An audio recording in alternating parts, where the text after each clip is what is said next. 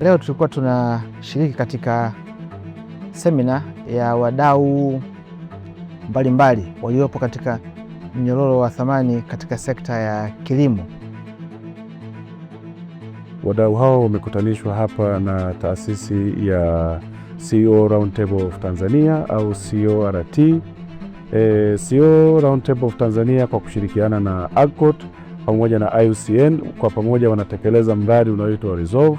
Huu ni mradi ambao unalenga kujenga uwezo wa wadau kujua namna ya kuhuisha au namna ya kuingiza masuala mazima ya suluhishi la asili au nature based solution katika mifumo mbalimbali ya uzalishaji pamoja na usindikaji wa mazao katika sekta ya kilimo. Kilimo kinapatwa na changamoto kadha wa kadha, ikiwa ni pamoja na changamoto za kiagronomia na pia mabadiliko ya tabia nchi. Kuna mbinu mbalimbali ambazo zinaweza kusaidia kukabiliana na changamoto hizi. Zipo mbinu za kiteknolojia, lakini kuna mbinu za asili. Kwa hiyo leo tulikuwa tumejikita zaidi katika mbinu za asili ambazo zinazoweza kuwezesha sekta ya kilimo ikaendelea kufanya kazi vizuri, au kwa lugha ya kigeni wanasema nature based solutions. Kama private sector au kama wajasiriamali katika mnyororo wa thamani, kupitia mafunzo haya ya mradi wa nature based solutions, tunaona fursa ambazo tumejifunza nyingi ni masuala ya climate financing.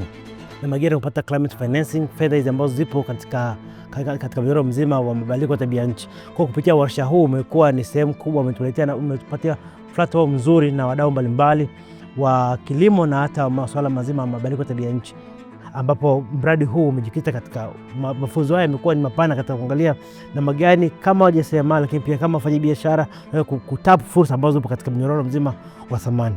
Warsha hii imekuwa na manufaa makubwa kwa taasisi, kwa maana ya taasisi za fedha ikiwemo CRDB.